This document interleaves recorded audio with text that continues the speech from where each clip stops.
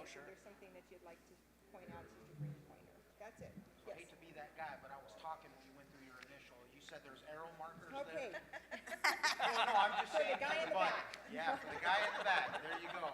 I'm more of a visual learner. Yeah, no, you're fine. The big one in the middle that Okay, moves it that's all we forward. need, right? Yep. This one will take it back if you happen to hit it twice or Okay, something. sounds Those good. are the two buttons that you need. That's a great question. And I know, and I asked the question, but I also know there's somebody else that probably You're has the right. same For question. every There's person that always asks a question, there's someone else who thought it. You are correct. Yes. Last thing.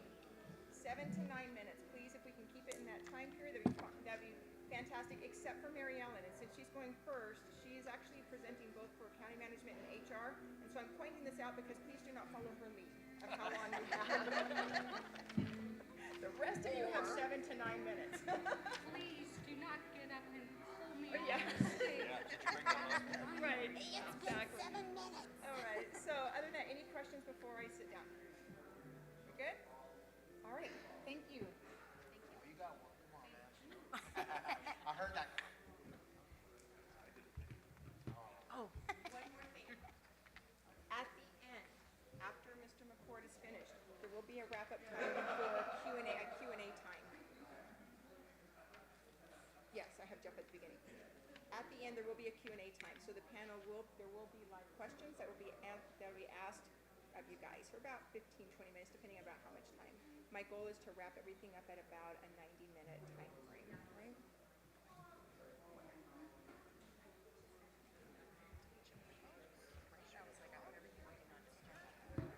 Everybody loves that guy until he gets stopped by him and he talks to them.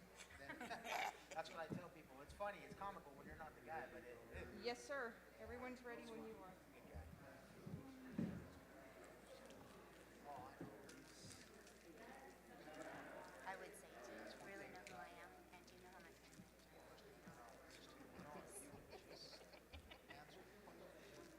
Don't mess with me. I know a guy. Yes, sir.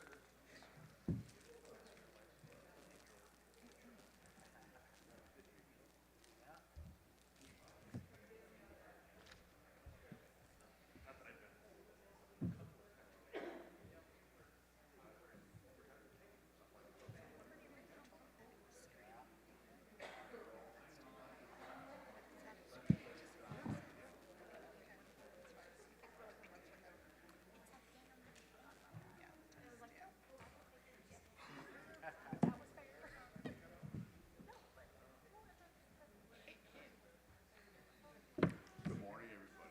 Morning. Thanks for being here. Sure, you bet. Sorry there's not no more people here.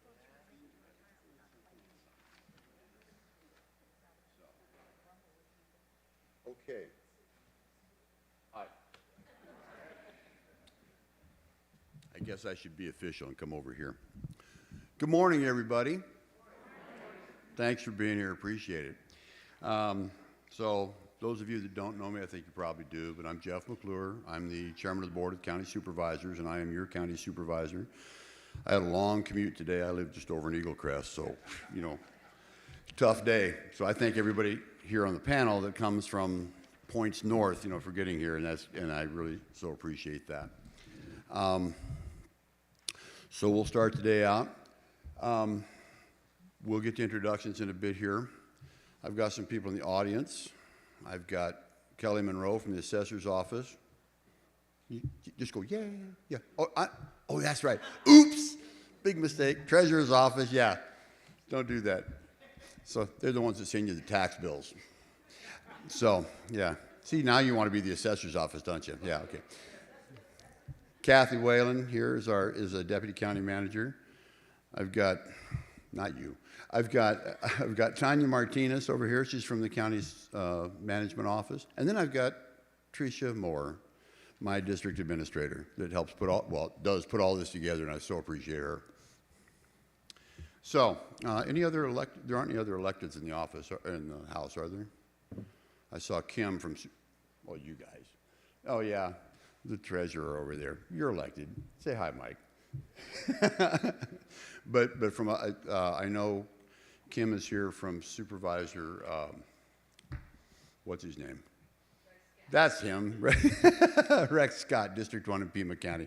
I'm sorry, my mind is on other things today. So we'll get it started. It's just my clicker. We have a cool clicker. All right, so this is Pinal County. So this is the districts that we all have. And we're right there. And I live right there. And so office is back up here. So cover a lot of ground. Mammoth over to Arizona City, around Eloy and Coolidge, all of downtown Florence, up into Santan Valley. Santan Valley right there, that's 100,000 people that just incorporated. It's the newest city in the state. That'll create its own headaches, but that's really great because now they have their own self-determination. They're not going to be talking to the county too much. Well, they will, but they have their own city, and that's pretty fun. That actually took away almost half of the unincorporated people in the county. We had about 220,000 people in the county that were living in unincorporated areas. Half of them just are now in Santan Valley. And for those of you that don't know, so the county supervisor, and they say, what do you do, man? So if you live in a city, your nearest government representative is someone on the city council. So that's in the city. But for all of you that live in unincorporated areas, you don't have a city council. You get me, right? So that's what we do. So we're in charge of the budget for the county. We have like 67 lines of statute that tell us what our job is. But the biggest two are that we set the policy and the direction for the county. Like, what are we doing? What things are going on? And we set the primary property tax rate. Now you can go, ooh, right? But that's what we do. And so we're in charge then of all the money in the county. Everything that goes through all the departments, we're the fiduciaries for the county. So we have to act responsibly with your money. And we try to do that. Well, we don't try, we do that. So anyway, that's the county. And here's something we talked about Monday. This is the extension of the Chuck Huckleberry Loop. I'm calling it, I'll tell you, my middle name is William, and so my sisters used to call me J. Willie. So we're laughing that this is the J. Willie extension. But anyway, so Pima County has about, I think it's 70 miles of bike loop down there, something like that? Oh, 140. Okay, well, I'm halfway there. Right? So 140 miles of bike trails. And I've got a lot of cyclists here in Saddlebrook that said, hey, how do we go down and ride on that all the time, but it's hard to get down there from here. We have to put our bikes on our cars and drive them down there. We have to do this. I said, okay, well, that's neat. I said, even getting over the hill to Oracle is tough. So that's why, one of the reasons why we widened Saddlebrook Boulevard and put the bike lanes on the side is so the cyclists could go back and forth and not, be worried about getting hit by a car. But that doesn't solve the issue going down through Catalina, which there is a bike trail, but doesn't go all the way down. So we've been looking at a new trail, and give me this thing. And so right down here, this is the county line. So this is, let me think for a second. Yeah, so this is, Bashes and all that right here. No, I'm sorry. Back up. This is Edwin Road right here. And then Eagle Crest Ranch Boulevard.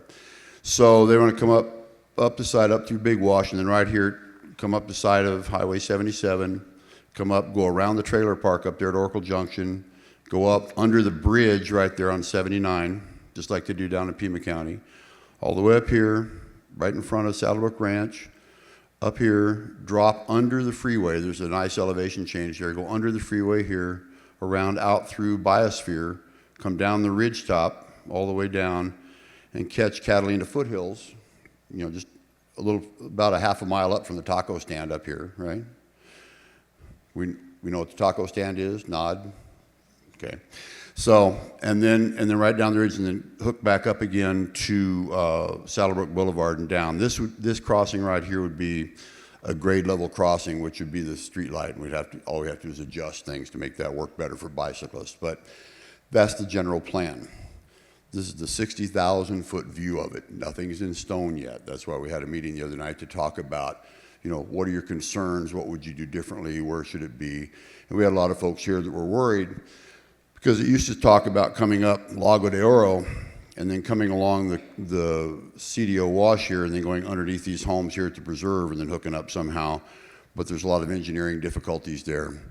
And so we're not doing that at the moment, so don't worry, we're not gonna be having horses and bicycles under your houses, you know. But, so that's why this plan has moved over here, a lot less issues. But we're still working with Pima County to try to figure out how to get the bike trail up to this point. So that's the bike loop, if you've heard anything about that. If you have any questions, call him, okay?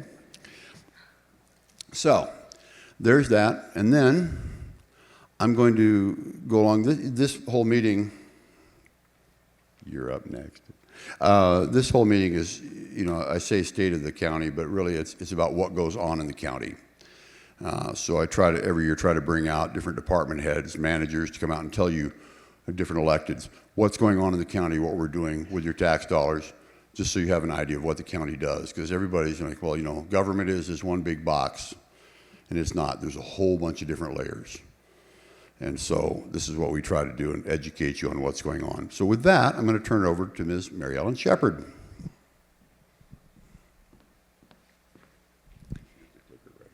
Thank you. Good morning. My name is Mary Ellen Shepard, and I'm privileged to be here with you representing the County Manager's Office and the Human Resources Department. With that introduction made, I suggest we get down to the business for today's meeting. Our goals, as I understand them to be, are twofold.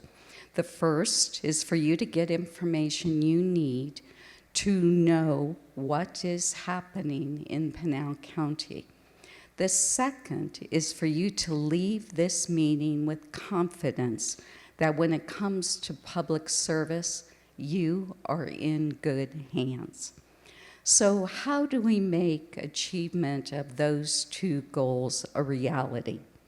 To help make that happen, let me first put my HR hat on.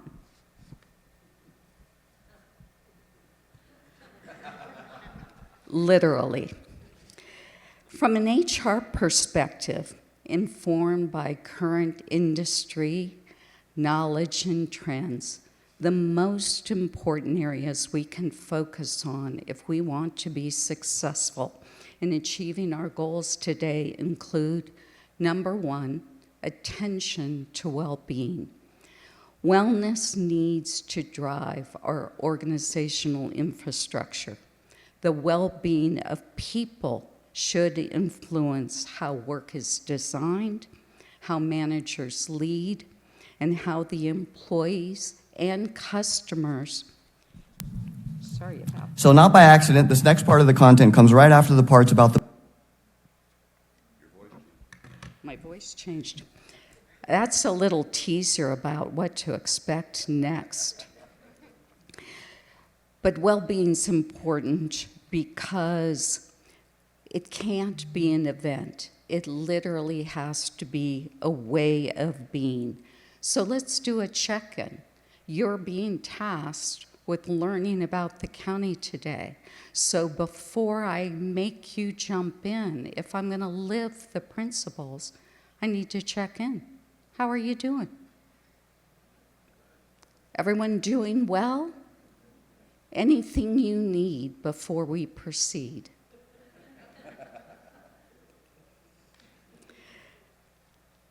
You all are looking good, so I'm going to assume that you are good. The second essential area influencing success is an intentional focus on what skills are needed. While traditional approaches include advanced degree requirements and are focused on specific job classifications, and those are still factors that are critical, there has been a shift in the employment landscape to look for skills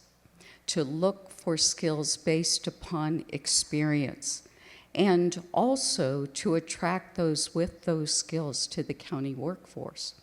And if those skills aren't there, to look at our current workforce and to help build the skills needed to be successful. Let me show you what I mean. What skills would you suggest are needed for you to determine what is happening here in Pinal County today? Communication. Listening. Anybody else want to shout out the skills that you believe are essential for you to really understand what's happening in Pinal County today? Knowing where to go to look.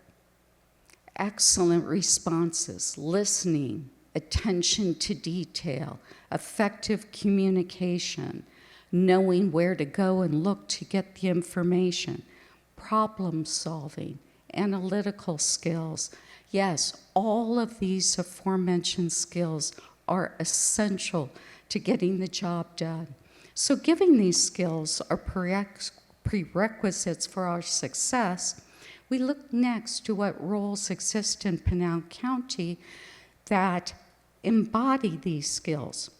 Although there are a number of such positions, the ones specifically dedicated to get to the heart of complex situations, especially those that require crucial conversations and sorting through lots of information and evidence, I believe are our PCSO detectives. Although I don't have the authority to make you all detectives, fortunately, Sheriff Teeple does. And he has given me authority to make you all honorary detectives, given the experience we all know you bring to the table. So, to recap, so far we have created a supportive environment. We have the right people with the right skills to be successful this morning. What does that leave us as necessary to get the job done? What's left is determining the right tools and the right approaches to accomplish the task at hand. One possible tool, and one we must be familiar with, is artificial intelligence. It is definitely on our radar and something that is important to us all as we move forward to the future. But this morning, it is evident we have enough real intelligence in this room to accomplish our goals, so I will leave artificial intelligence to another day and instead suggest that we all rely on a tried and true approach, that being the 5 W's.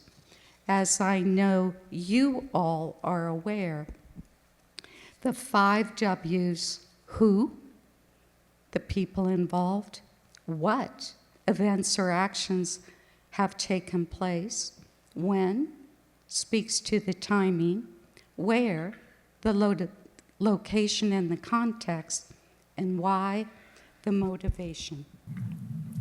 So not by accident, These 5 W's are considered. So not by accident, this next part of the content comes right after the parts about the body. This is going Quote, this "If I understand all..." manager, he just wants to take his turn, and I'm just not going to let him yet. So not by accident, this next part of the content... Forgive me. These 5 W's are considered the tried and true approach because they are a powerful tool for effective communication, enabling individuals to gather, analyze, and present information clearly and comprehensively. I have taken your valuable time this morning to set the stage for our success by modeling the general strategies we believe hold true for success in our own county workforce. A culture of well-being with the right people, having the right skills, tools, and approach, and overall support to be successful. With that preliminary work done, I'm going to take off my HR hat and shift over to the county manager's office.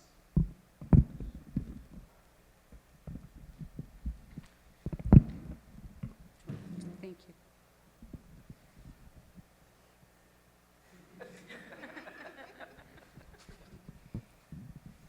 Good morning. I'm Mary Ellen Shepherd, and I represent the County Manager's Office. I'm going to start our who, what, when, where, and why questioning with the last question, the why, because actually it's the easiest question, but arguably the most important. Why are we doing what we're doing? Our Constitution and statutory framework assigns certain responsibilities to the county on behalf of its people. In other words, the why we do what we do is you, the communities we represent, and all of those who will come after us. Thank you for being the reason we do what we do and the why we want to make every day better. Now, I'm going to jump back to the first question, the question of who. That is far more complex. Sure, answering the who question, if all we were going to speak to is our names and our positions, that would be easy. But the real question of who is who's showing up? Who do we aspire to be when we work on your behalf? I'm now going to turn it over to our County Manager, Leo Liu, to answer that question for you.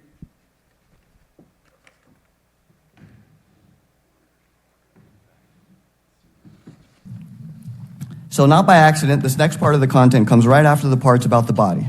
Quote, if I understand all mysteries and have all knowledge, if I have all faith as to move mountains, but have not love, I am nothing. If I give away all I have, and if I deliver up my body to be burned, but have not, I am nothing. I gain nothing. So if I'm the smartest person in the room and I work harder and sacrifice and accomplish more than anyone else, if we win all these multi-billion-dollar projects, create all these good paying jobs, put away all these criminals, build all these good roads, and our students get all A's, but we have not love, we gain nothing and we are nothing. Whoa.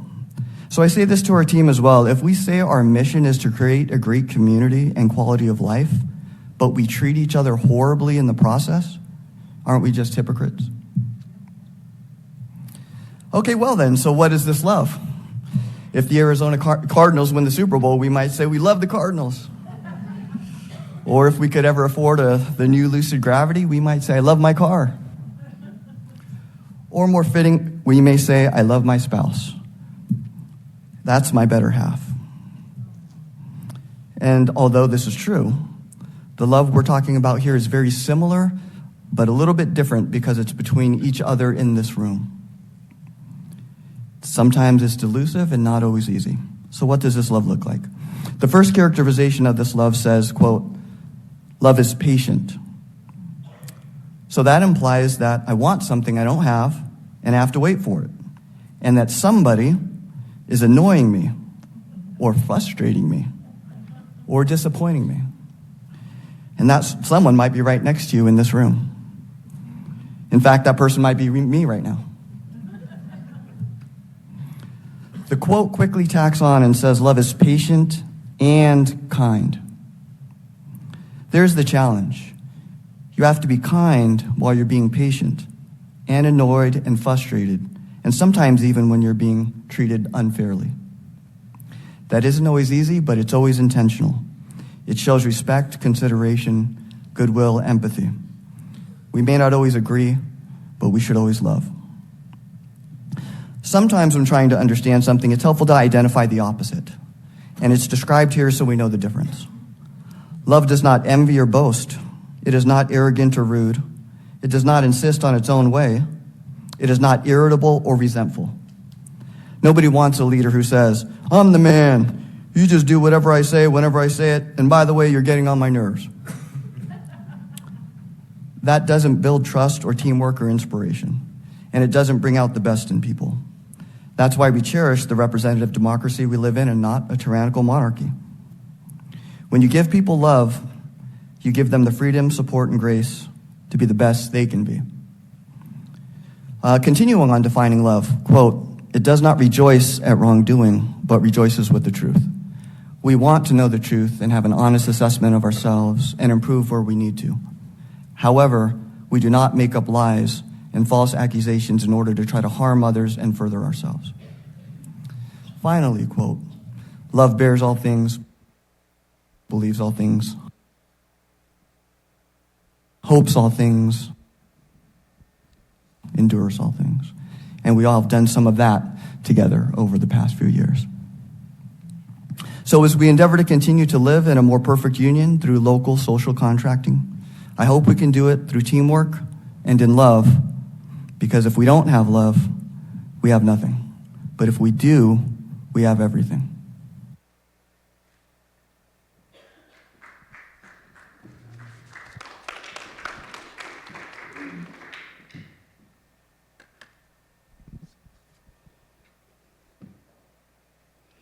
I am proud to be a member of Pinal County government, a government that believes in the why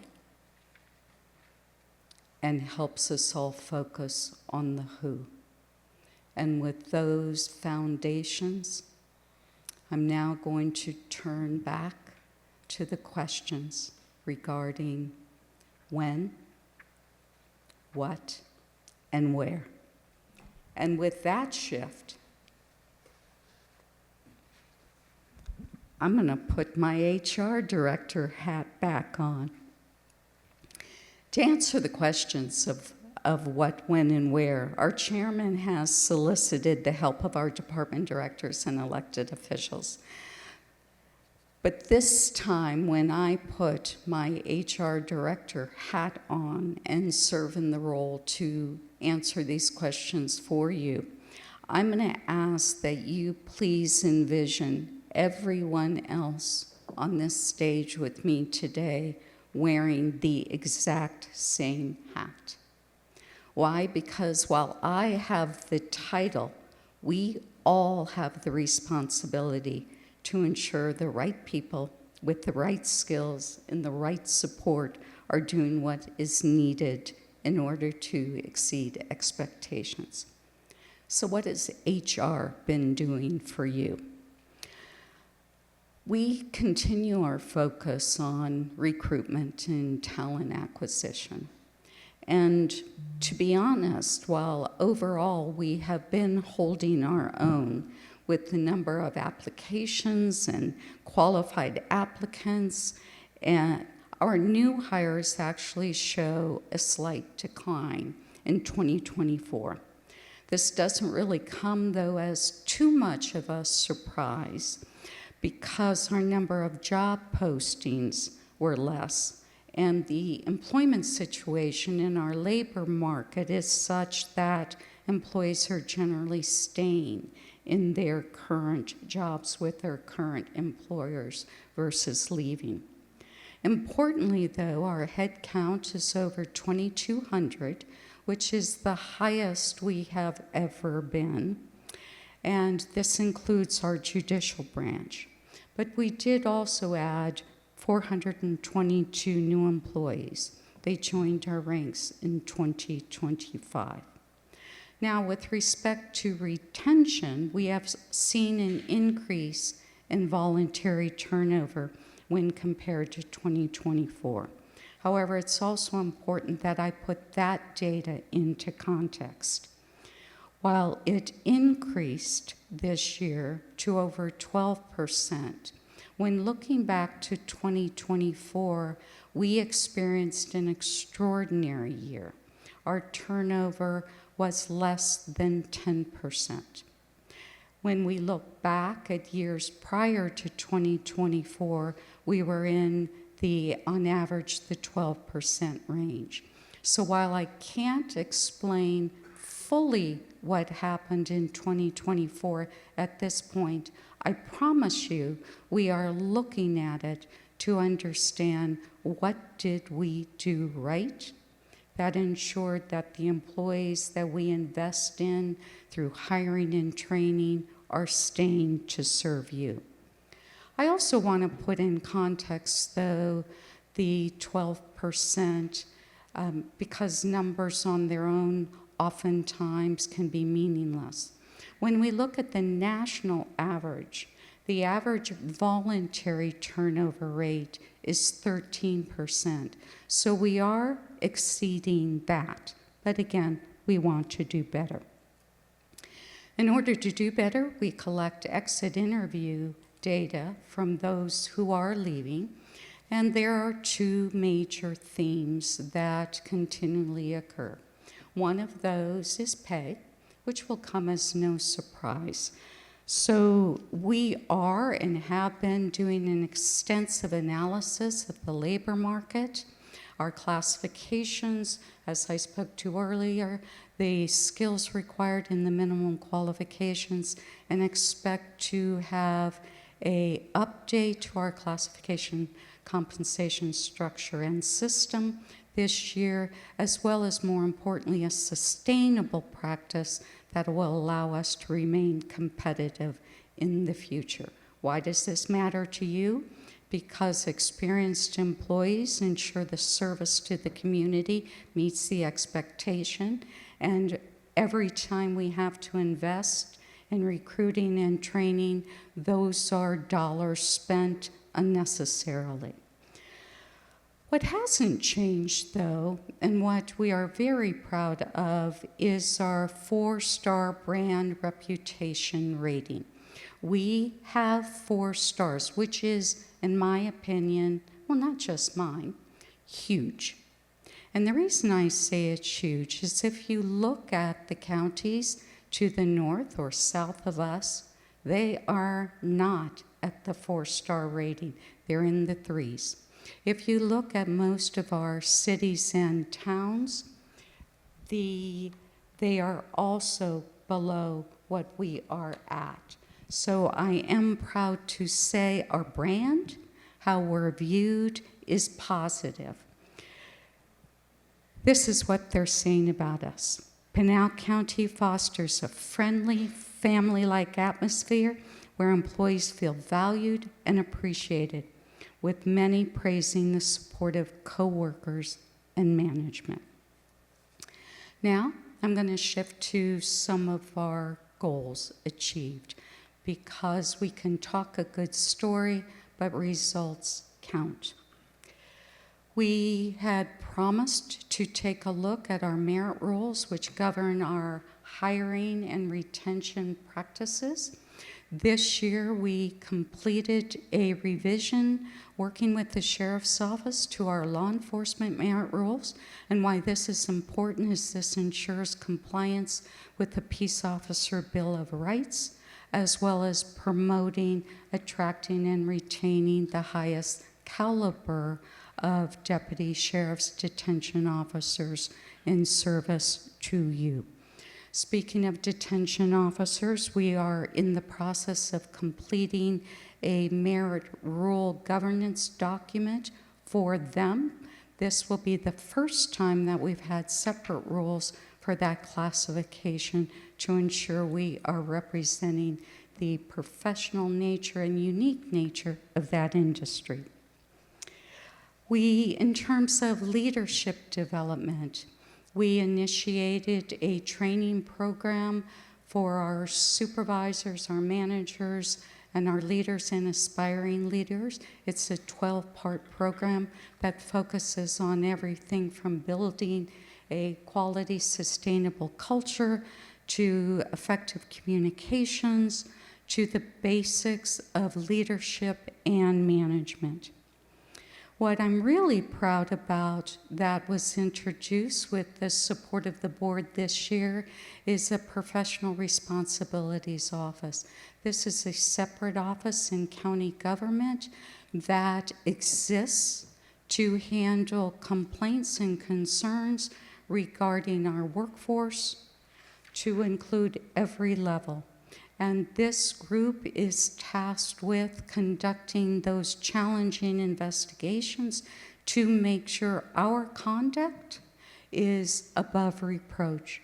It is a place where employees can come in and safely share concerns, knowing that they will have an objective, neutral investigation done to get to the answers so we can take the right steps. I am also very proud of what was introduced this year, and a shout out to Joel Millman, who will follow me in a moment, for helping to initiate this, our Youth Summer Learn and Earn program. What this program was is we brought the youth in from the community and invested in them employment opportunities and learning opportunities. We had over 40 young men and women come into the county to learn what we were about, earn some money to help support themselves and their families. We also provided basic training, things like financial management, communication skills. Why? Because we're investing in our youth, and in so doing, investing in our future. This year, we also began a new pilot program with Arizona State University. This is something that only exists in Pinal County. It is a fellowship program for those in the university, but also employees of Pinal County, that allows for them to complete their master's program and learn leadership skills. So you see, what we're doing is we're building from within our community, we're building from within our employment pool, all in the hopes of giving you leaders that are prepared to take this county from where it is to the future, while sustaining what exists now that makes this county a beautiful place to live, work, and play. I want to leave you. I am challenging with all these things up here. Forgive me for that. I want to leave you, if I may, with a few comments. I, first of all, hope the information has been valuable, and I hope it helps tell the story of what's happening when it comes to your public servants. We in HR predominantly have been focused on transactions. How many do we hire? How many do we retain? How many do we promote? Those are the numbers. And they are important because they do keep the wheels on the bus. But what is required of HR departments here in Pinal County and across the country has evolved significantly. So too has our strategic focus and our efforts to work collaboratively with leadership. Everything we do is designed to create a positive culture deserving of a highly engaged workforce focused on meeting the needs and exceeding the expectation of those we serve, which is you. Thank you for your time, and please know I have brought your Sheriff's Office badges. Thank you for your willingness to be detectives and apply the who, what, when, where, and why. And why I'm getting off the stage is so you can now learn from others. May I now introduce Joel Millman.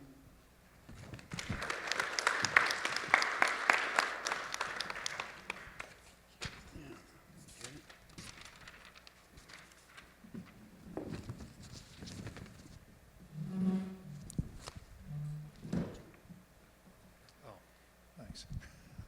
Sometimes I don't need it. Good morning, everybody.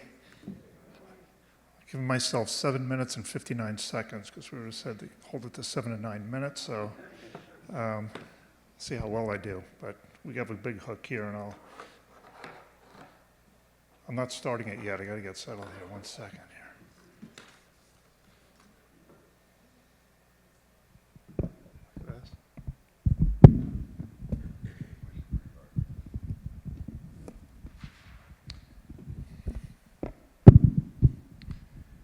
To go to one of those training sessions that Mary Ellen was talking about to get squared away in public speaking. I just started the timer. Good morning. Thank you, Mary Ellen, and thank you, Supervisor McClure, for inviting me to present a little bit to the community, and thank you for showing up to hear about a little bit what's going on in Pinal County. Very exciting times to be a resident of the county. My name is Joel Millman. I'm the director of our Pinal County Economic and Workforce Development Department. Essentially, I don't have a hat that swings around. I just have a head that swivels around, I guess. That economic development is really the county's arm of marketing to the business community to attract business to Pinal County as a whole. Our main focus as a county entity is the unincorporated areas, but we work very closely with the incorporated areas, figuring any business that locates in the county we all benefit from. On the workforce front, I'm also the director for Arizona at Work Pinal County, and also the director of the Pinal County Workforce Development Board, which is chaired by Harold Christ of the Windmill Winery in Florence. And that board is charged with setting the direction of combining, making sure the workforce system is in sync with the economic development growth that the county is experiencing. From an economic development perspective, we are targeting certain industries to the county for our economic development pursuits. These industries are really focused on high growth, high skill, high wage jobs. And in that vein, we target those companies that represent these industries that you see in front of you here. And if you really look at them, there's a real gamut of variety and diversity of economic growth that can come to the county. So we're not a one-stop shop dependent on one industry over growth in the future.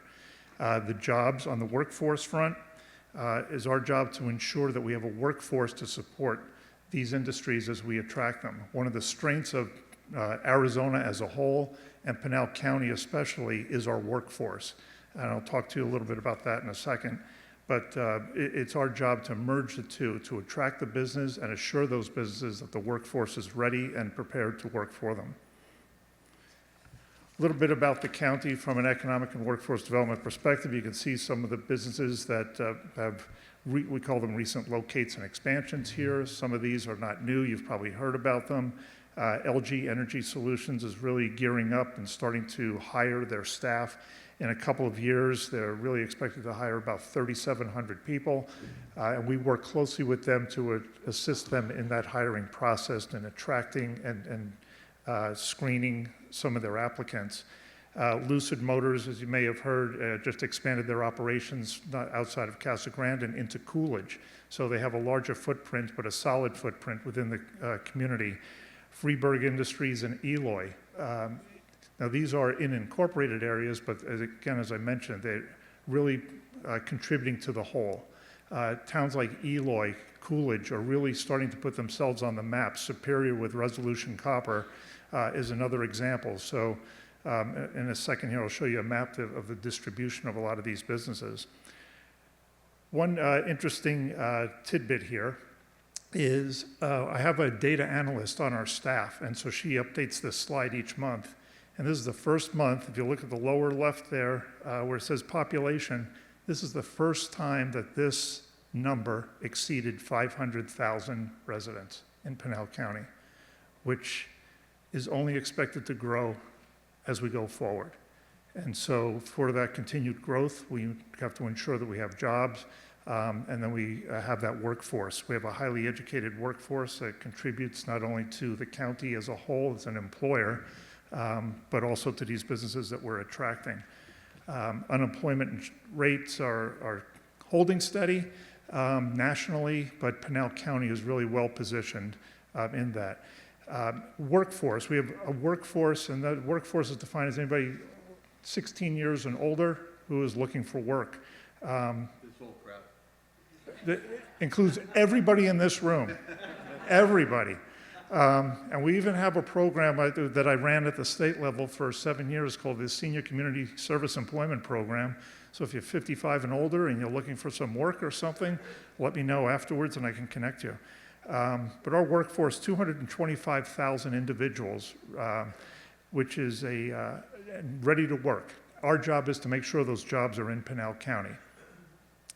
As you can see here, as I mentioned earlier, some of the astronomical numbers that, and the capital investments that these businesses bring to the county, and the number of jobs, the industries, and the distribution. It's not all about Casa Grande anymore. They're going into Eloy, Superior. We have LG up in Queen Creek, Santan Valley area. So the distribution of work is spreading, and it's only going to increase as some of these get hold and their supply chain takes hold in the county. Arizona at Work is a network of employment and training services that we assist individuals connect and make sure they have the skills for these jobs that I've just mentioned. Just a few numbers here. Since last July, we've assisted over 400 individuals achieve employment. These individuals are primarily those with some type of barrier to employment that they have to overcome. So those folks achieved a starting wage on average about almost $25 an hour in the county. I mentioned we have a workforce of about 225,000 individuals. 81% of those individuals right now leave the county each day to work in some other county, primarily Maricopa County. About 70% of our residents go and work in Maricopa County each day. That is why it's so important for us to attract those businesses, have them in Pinal County, support the county financially, and also provide those jobs to the individuals. You see almost 17% of the individuals, Pinal County residents, travel greater than 50 miles each day to work. And we can see the benefits environmentally and just from a family perspective and keeping track of being on time for your kids' events and your social life and the other part of your non-work life. So we are constantly looking to attract businesses to the county to reduce that. If you want to work outside the county, that's your business, but we'd really love you to have here in the county. So real quickly, some accomplishments our department achieved. Santan Valley Incorporation wasn't our department, it was a county effort, but that was a huge investment in the county there. We have a new prospectus on our website. You can flip through that, and it gives a little bit of information there. Ascent Aviation at Pinal Air Park, which has opened up 2 hangars. I know Supervisor McClure was there, and you can probably YouTube his video.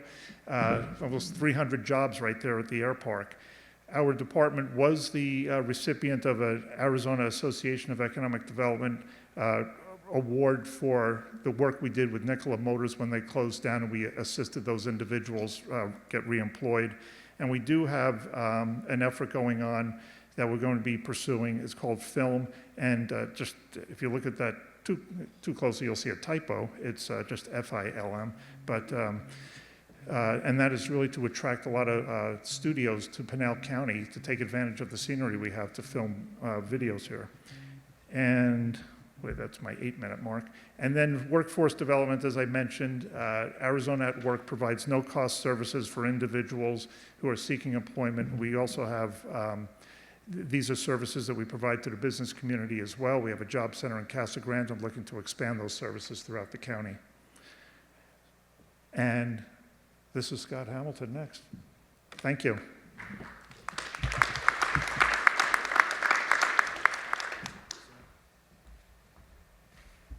Good morning, everybody. My name is Scott Hamilton, and I'm the Director of Open Space and Trails and Regional Parks for the county.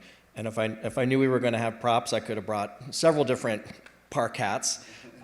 We do a lot of different things, but today I'm going to touch on a couple of our accomplishments from 2025 and what we have coming up in 2026. So first off, in 2025, we had substantial completion of Phase 2 of the CAP National Recreation Trail. You're probably generally familiar with the CAP Canal. It comes from Lake Havasu across through central Arizona through the Phoenix area. When it hits Apache Junction, it turns south, comes through Pinal County, and ends down here in Pima County.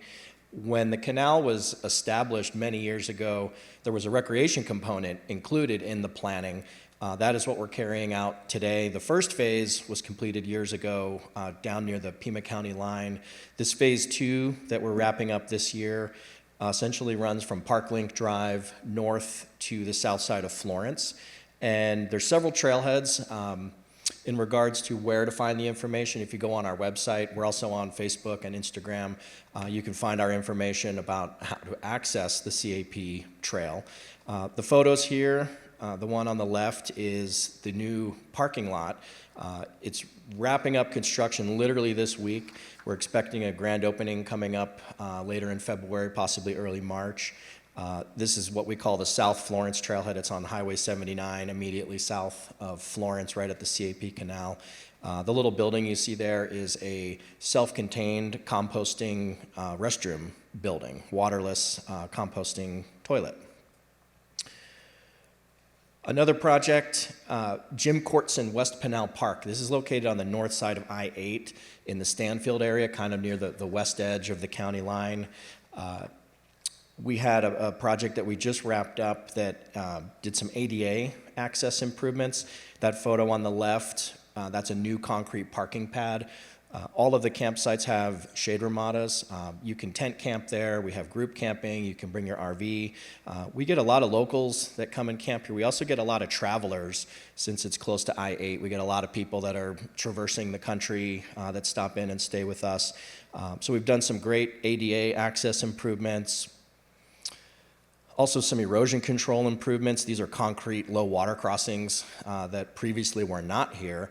So every time the large wash would flow, it would fill with gravel and there'd be giant ruts, and we had people would get stuck in their RVs, and not exactly the level of customer service we wanted to provide to them. So we took several of the worst flooding areas and hardened them with concrete. And we also did some wastewater improvements here. We put in a septic system for our camp host site. We have a volunteer camp host that stays with us throughout the season. And we also put in a single composting restroom here. And then we also completed the plans for construction of Palo Verde Regional Park. This park is located about 5 miles west of Maricopa at the base of the Palo Verde Mountains. And the amenities that will be there, it'll have a tent and RV campground. There'll be a large group camping area. There'll be an approximate 30-mile multi-use, so hiking, horseback riding, mountain biking, trail system in the Palo Verde Mountains. It'll also have a day-use trailhead if you just want to go hike or ride for the day. There's a very large old borrow pit on this property. So when we went through the planning process to determine what type of uses could be appropriate in a large hole, it's got perfect backdrops. So the plan includes an archery range with 30 shooting lanes in that basin, and then also a maintenance yard for park operations.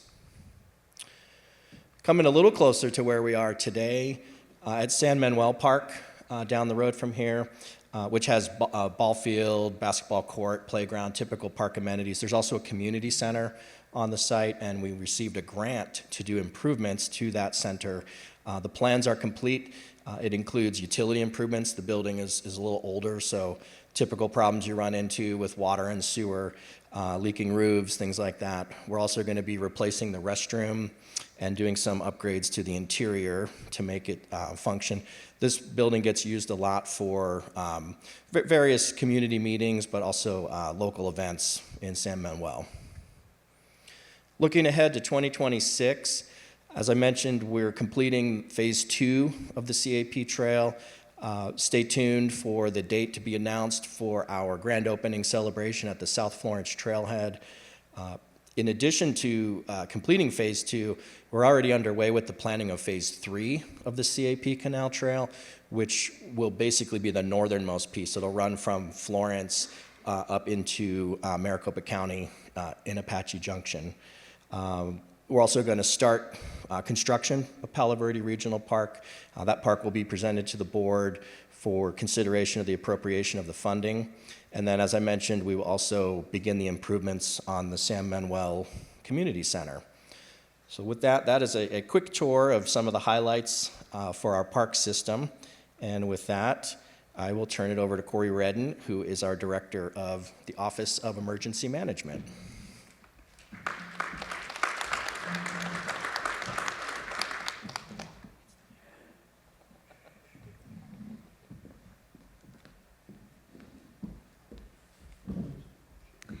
Good morning. I'm very happy, honored to be here. Thank you, Supervisor McClure, Chairman McClure, for the invite. So, Office of Emergency Management. I think the saying goes, jack of all trades, master of none. And that kind of sums up emergency management. I interact with all of these wonderful individuals and all of their departments. I know I can't really go work in any of their departments. I'm not that subject matter expert, but I have to know what their capabilities are in order to help them in a response that might be affecting them or might be affecting their consumers. So I can honestly say in the last year, I've talked to all of you guys about something that has happened in our county, affecting our county during an emergency. So with that too, we've done a lot in the community for sustainment on preparedness and response. Our first one we have listed here is, I love how FEMA has all these long names, and they're acronymed mostly, but I had to spell them all out. So FEMA, Integrated Public Alert and Warning System, Memorandum of Agreement.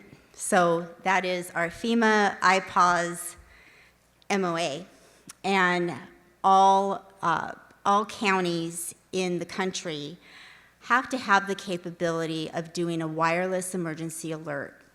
And that takes a lot of footprint on the back end with FEMA.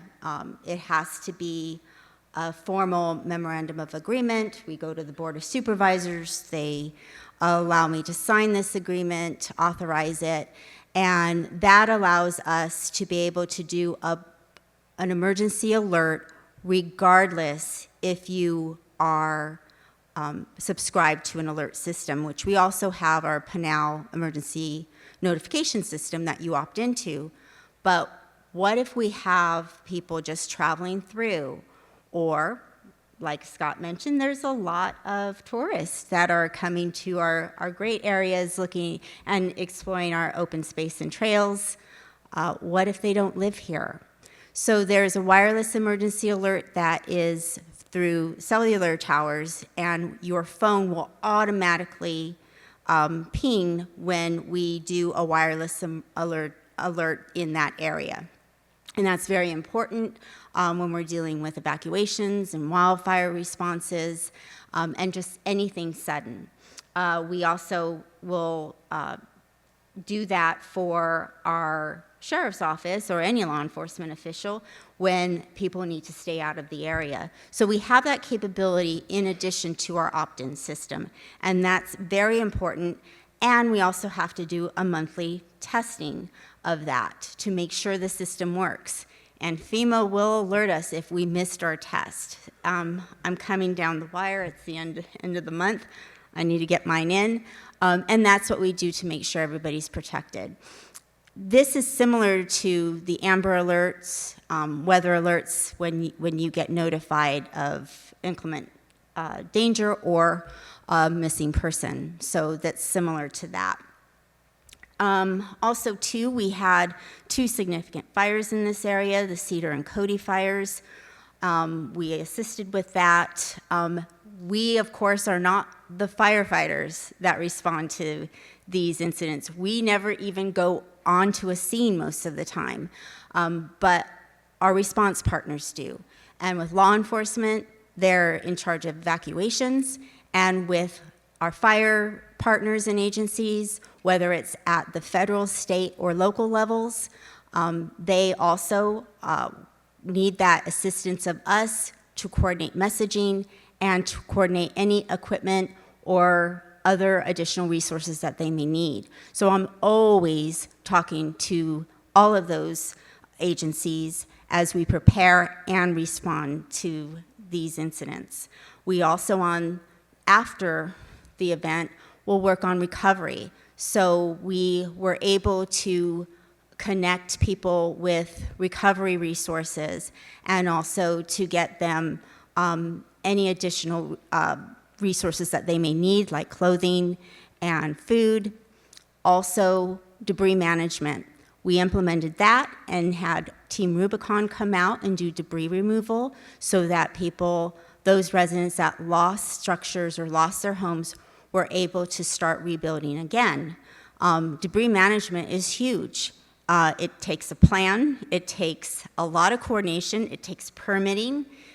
So everybody gets involved because we want to do it safe. So we worked with Team Rubicon, our Public Works Department, and our permitting through the Development Services to make sure everything was aligned and get all of those areas removed with debris, and that included a lot of support from Public Works. Also, the National Incident Management System training. So we want our personnel to be trained and be in an orderly fashion, be able to respond through the incident command system, where everybody has a place and a duty and position and chain of command. And this was mandated after 9/11 that agencies become what we call NIMS compliant and go through all of this response training on making sure we're all coordinated, because we've got a lot of agencies, a lot of people, and we've got to make sure we're doing everything safely and coordinated properly. We also will host these classes. These classes are free for our agencies, and we also make sure everybody's trained up so they respond appropriately. Some of our grants, and when we do declarations, if we aren't NIMS compliant, we will not get that funding or reimbursement after a declaration. So that's why it's very important for our staff to be trained. And we've developed this for other departments, including Public Works, because they're a part of that response. And we even started that with our Elections and Recorder's Office too, because their election security is also very important during elections, and I'll touch base on that in a little bit. Also, we have FireWise community engagement. So in this area, we have a lot of wildland, and with that, there's some eligibility for communities to become FireWise, and that is through the Department of Forestry and Fire Management at the state level. And they will work with communities to become FireWise recognized, and that includes resources to help clear your areas of debris and wildland or heavy fuels that might actually spread more fire during a wildland fire. So we have, in this area, we have Oracle FireWise community, and they meet once every 2 months. And they're also really ingrained in their community to help make sure that they are decreasing the possibility of wildfire spread in their community. And I know Saddlebrook has looked at doing that as well. And we definitely support that, and we bring our state and national forestry agencies to help coordinate that with those communities. And then we do a bunch of grant applications. That was all other duties as assigned on my job description, that I have to do grant management and grant applications. So there's funding out there that as our community grows, we actually become even more eligible for some other grants. And we are doing that throughout the year, where we're applying for grants that may deal with all types of mitigation efforts, not just with fire, but also with security, and even cybersecurity is a hot topic right now. And as we look forward, yes, cybersecurity, that's going to be a big thing. If our county and our county government isn't protected, we will have a lot of delay in being able to respond and protect and take care of our community. So this is a big deal, and another department I work with all the time is information technology, our IT department. And we actually had a big statewide exercise in December. So we brought in our IT specialists to exercise at the state level and see where our capabilities and our gaps are. We are looking very good. There's always going to be need for improvement, and we've addressed that, and exercising in that capacity really helps increase our preparedness. So we will have more of that this year, and we will have more election security planning and development. So when we are in an election, actually the Office of Emergency Management will be in a unified command structure with the county recorder's office to make sure everything's running smoothly. We also have our Pinal County Sheriff's Office in that structure and responding as well. We want to protect all voters and make sure that they are safe while voting. And then infrastructure support.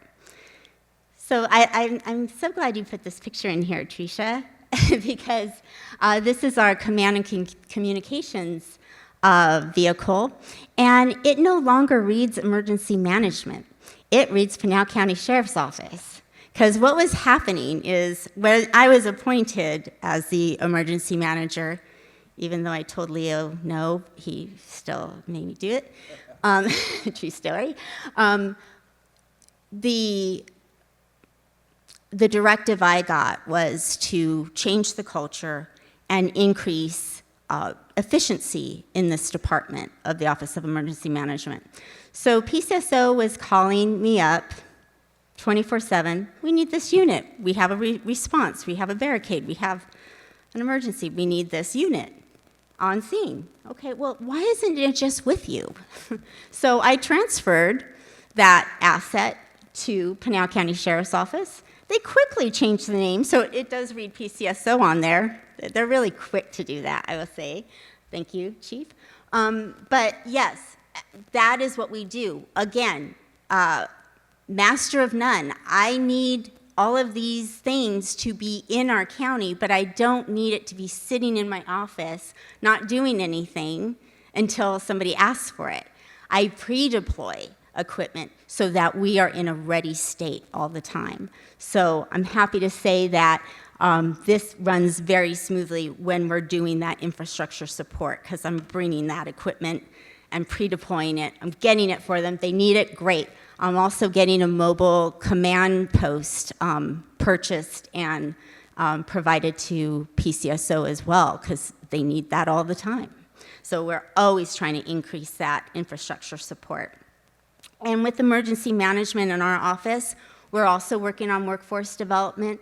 Of course, human resources is a part of that. And perhaps Joel will be a part of that, because we may need to bring in more of that talent. And sometimes in response, we burn out people pretty quick. We did that during COVID, and sometimes that happens with wildfires. Maybe it wasn't what they were meant to do, and so sometimes that workforce turnover happens when we have just such a high demand job of being available and ready to assist 24/7. We also have the Healthy Forest Initiative project, so again, tapping into fire-wise communities and reducing wildfire potential. We are looking at projects that reduce that footprint of invasive weeds that cause even a more heavier fuel load in a wildfire. So we look through those areas in our county. A lot of our county is rural, so we do need to address that. And we are doing this currently with the project with the State Department of Forestry and Fire Management. Also, a lot has changed in our community, as you've heard from all this panel, the increase in population, all of the economic development going on and all these industries coming in. So we will be revising our multi-jurisdictional hazard mitigation plan. And then also, with the expanse of invasive weeds, we'll look to revise our community wildfire protection plan. I put an asterisk here because that is a public-facing participation for that plan. So you will see invites to help us revise that plan in the future. And that's what I have. Thank you. And I will turn it over to Marissa Mendoza, Director of Public Health.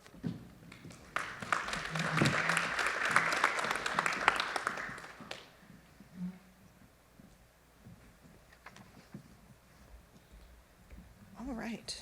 Too much sitting. I'm glad to get up. Okay. All right. I thought this might happen. I am out of order, so I'm going to skip this slide, but I'll come back to it. So I am Marissa Mendoza, the Director of Public Health. I wanted to talk a little bit about public health before we get into what we've done this year, because most people think of public health as the clinics. Yes, we have 8 clinics throughout the county. We do immunizations, we have WIC, we have vital records, which is birth and death certificates in our clinics, but we do so much other stuff that is kind of in the background that's really essential, but people don't really see it. So one of the really important things that we do is infectious disease surveillance. That's a very fancy way of saying we look for contagious disease in our community, and then we find out how can we prevent the spread of that. I'm sure you've all heard what's going on in our state with measles, so all of the counties are working together on how to prevent the spread of measles, among other things. We do public health emergency preparedness and response, which is the public health side of what Corey does with Office of Emergency Management. It's really 2 sides of the same coin. A lot of county emergencies happen to be public health emergencies, so the Office of Emergency Management was moved 2 years ago under public health so we can make a seamless response. We don't have to go back and forth. We also have the family advocacy centers under public health. Those centers, there's 4 throughout the county. They focus on victims of domestic violence, sexual assault and abuse. They help those victims have one place to go tell their story so they don't have to talk to the nurse at the hospital, the detective, all these other people. They can have one place to go, get all of their information to the people who need it to prosecute those crimes, and get the support that they need for trauma recovery. Part of public health is our central appointment desk. They take all of our phone calls, appointments. They have all the information. They are fantastic. We also have On the Go Express. They do transportation mostly to medical appointments in this area of the county. So they're in Oracle, they're in Mammoth and San Manuel. They go up to Gila County a little bit, but mostly they're focusing on people who don't have transportation to their appointments to make sure they're getting the care that they need. Also under public health is environmental health. We do food safety inspections like at restaurants. We do swimming pools, school grounds, RV parks, and then the other side of environmental health is focusing on mosquitoes and, nasty things in our community that we don't want. They do feral bees, which I didn't know, but if there is a feral bee colony, our team will go out and take a look and make sure they are gotten rid of. And then we also do a lot of community health, and it's just like what it sounds like. They are out mostly in the schools doing education with the kids. Each school board tells us what they want us to cover, and then we go and we teach classes to the kids. We focus on tobacco prevention and a lot of things that, the teachers don't have time to teach the kids, like bullying prevention, hand washing, essential things that teachers are just too busy to focus on. Community health also covers our opioid settlement funds. Each county was given funds from a big settlement with all of the pharmaceutical companies to prevent opioid overdoses. And I'll talk a little bit about what we've done with that this year, but we administer that through public health. So this year, what we've done, we did more than 4,400 immunizations. We have those available at all of our clinics. A wide variety, most things that you need an immunization for, apart from shingles and pneumonia, because those are done at the pharmacy, we have most other things. Our environmental health team did over 1,800 food inspections, mostly at restaurants. We do a little bit of mobile food, the food trucks that come around. But it just depends on where those food trucks come from. Uniquely with food trucks, if you are permitted in Maricopa County and you've done your inspection in Maricopa County, you can come to Pinal County and get a permit without really doing an inspection. We sort of cover for each other. So most of those have been at restaurants. With our opioid settlement funds, this was the first year that we distributed funds from that pot of money. So we gave $1 million to 3 organizations who are in our community doing work with different populations around opioids. We have our WIC program that's in the clinics. We've served more than 7,000 people each month with nutrition education and supplemental healthy foods through that program. Our central appointment desk did almost 60,000 calls, and they are a little team. They are a team of 6 people. So to take that many calls is a huge accomplishment. And then we did rides for about 4,500 people through On the Go Express. Okay, let me figure out how to go back here. Okay, there we go. So looking forward to 2026, one of our goals is around our environmental health team to work on customer service and client education before anything else. We want to make sure that our vendors are well prepared to serve the community, so we're really kind of shifting our focus from just regulation to providing that very important education to them. An essential theme, what everybody else has talked about, workforce retention and recruitment.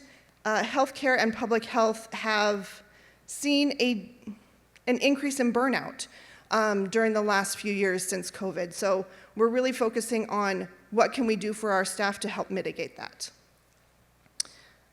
Excitingly, because I'm a dietitian, I started my life as a dietitian, so something that I'm really excited about is a diabetes management program that we are piloting this year. We were given a grant to get an accredited diabetes program in our county, which we haven't had in public health before. So we're still working out the kinks, but that's going to be rolling out later in the spring. And then because the clinics are the backbone of public health where we see most people, we really want to focus on maintaining our immunization and family planning services so that they're available to the people who want to engage in those services. And that is it. And go back. Thank you, Marissa. Before she goes on, how many of you used to watch the Ed Sullivan Show? All right. So these people are all busy. Remember, this is like all the plates the guy used to spin on the stick. That's what's going on here. So True. Thank you. All right. I'll introduce Sarah.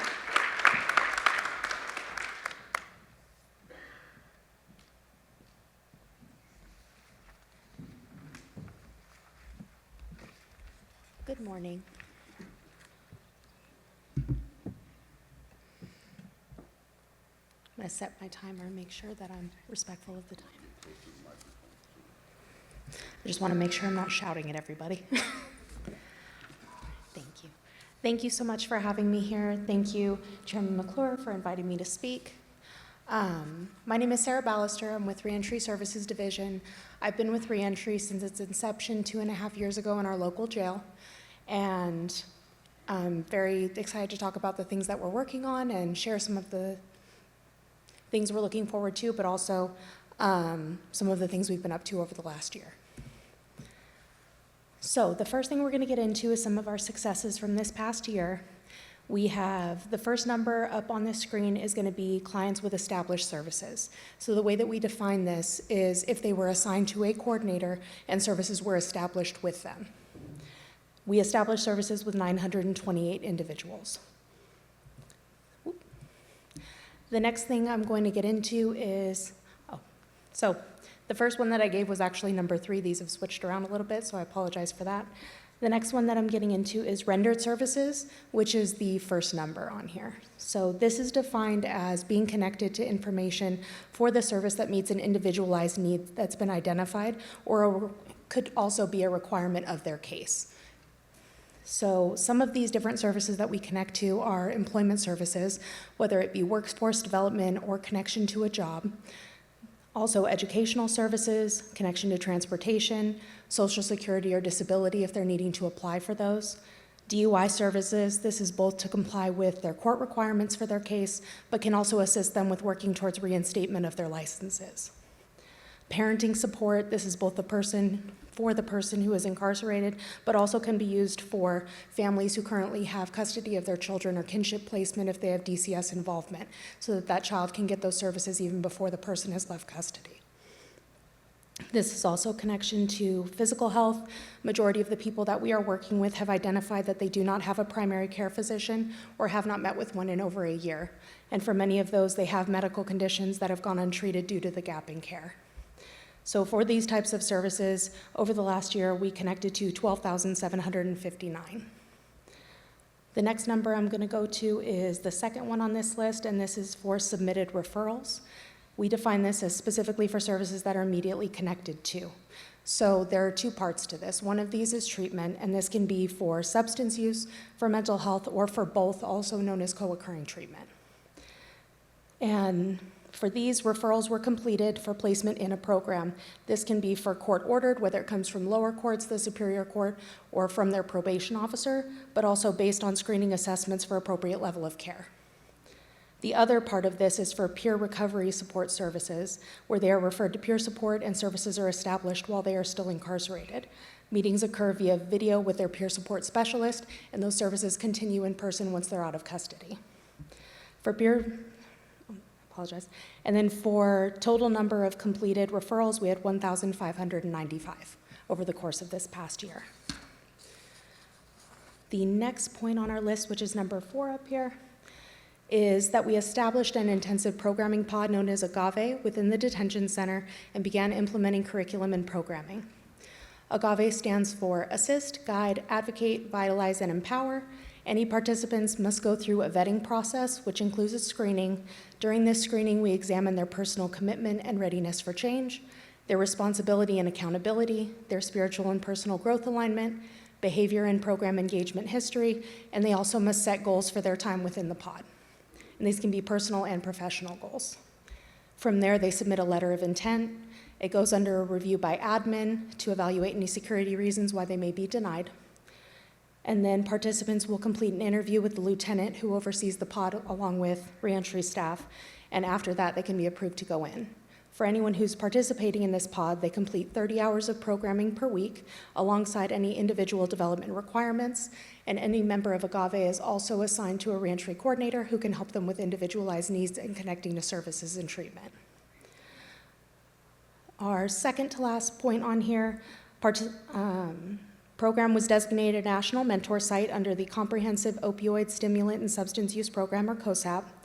And part of being in this program means that we will have mentor site visits where other agencies from around the nation will be invited to come in and meet with us for a day and a half. And during that time, they'll be able to learn more about our program, ask questions, because they may have programs that they already have established within their counties or within their states, or they may be trying to implement this type of a program where they're at. And then the last point I have on here is that we started construction on the Reentry Center in December of 2025. Construction is expected to be completed in about 14 to 18 months. Once completed, anyone being released from the jail that would normally go straight to our front parking lot would instead exit through the Reentry Center and could be connected to services as they're exiting. We'll have community-based resources on site available for those exiting the jail, so they will have in-person meeting with someone if they're trying to connect to services for, say, peer support for Arizona at Work or for any other of the needs that they have. And the design concept, if anyone is interested, is available on the Reentry website, the county website. And so if anyone needs help finding that, I can also help with that. I'll be available afterwards. Next, I want to move into our goals for 2026. We want to expand our program reach. We want to increase the number of individuals and families that we're serving, develop new partnerships with community-based organizations, and enhance service delivery and accessibility. Reentry's focus has always been to deliver an individualized approach. This is in line with best practices and is part of why we found the success that we've had since we started. No one-size-fits-all approach works for everyone and will be less effective if we're not addressing the specific needs of the person we're working with. And so that's always been our goal, to be able to tailor the services that the person is needing to them so that we can be more effective. The other thing that we are looking forward to in 2026 is achieving enhanced outcomes. We want to further reduce recidivism rates through targeted interventions and refined evidence-based practices, and we want to strengthen success metrics by incorporating feedback from participants, families, and stakeholders. being able to be reviewed by not only the public, but also by the other agencies that we're working with to see if there are other ways that we can be more innovative, that we can be more effective in the services that we're delivering. And the last thing that I want to do is just say thank you. We appreciate all the support we've gotten over the last 2.5 years. We work with departments all across Pinal County. Specifically, on a regular basis, we're working with the public defenders, with diversion, probation, public health, the courts, both upper and lower, with the sheriff's office, and with the detention center, and also the board of supervisors. And we could not have established this program and gotten to the point that we had without all of that. So thank you so much. I appreciate your time. And thank you for letting me come out and speak about our program. Thanks, Sarah. Thank you.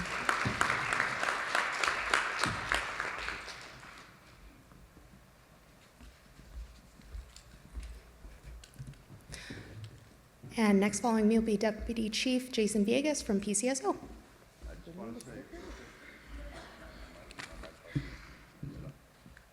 Okay, you can't. I just want to say, don't meet this guy in a dark alley. Okay? I just want to make sure everybody can hear me okay. I'll step back a little bit because sometimes I have a loud voice. First of all, I'd like to say thank you for inviting me. And then second, thank you for your time. Give you a little bit of history about myself. I've been with Pinal County Sheriff's Office for 29 years. This is my first and last agency, hopefully. Started when I was 19 years old over in our detention center and promoted throughout all the ranks. As you can see by this lovely picture here, that I was still a captain at the time. I held that rank for 8 years, and when Sheriff Teeple got elected, he saw fit to put me in that position. The only thing he asked was that I smile a little bit more. But I did tell him, I said, look, I'm smiling internally. I'm crying now, and I'm sad. So it never really changes. So a few slides, I apologize up front. Some of them may be mislabeled. When I was asked to provide this information about 3 weeks ago, some of it has changed, but we'll go through it, so bear with me. Some of the key accomplishments that we accomplished here in the year 2025 that the sheriff wanted me to highlight on is you'll see SB 2678, which was a bill that was introduced by Representative Julie Willoughby out of Legislative District 13.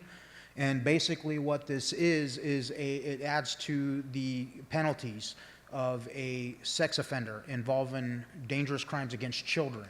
And it was also supported and mainstreamed by two of our own, which is going to be Detective Julia Stoltz with our agency assigned to our persons crime, and then Director of Intergovernmental Operations, Jim Hurd, who's also an attorney. They were able to go up and support this bill and give expert testimony when the time needed in order to get this through. And what this does is this enhances any crimes associated with children, and it maximizes the penalties on top of what they would have originally saw as their sentencing involving AI, artificial intelligence, as it evolves. You guys might or might not know, but there are capabilities now that where you can take the image of a child or an image of a person, of anybody for that matter, and add it on to anything you like, and it's pretty realistic. So what happens is you have this happening out there along with child pornography and all that stuff being circulated out. So that's what that bill represents.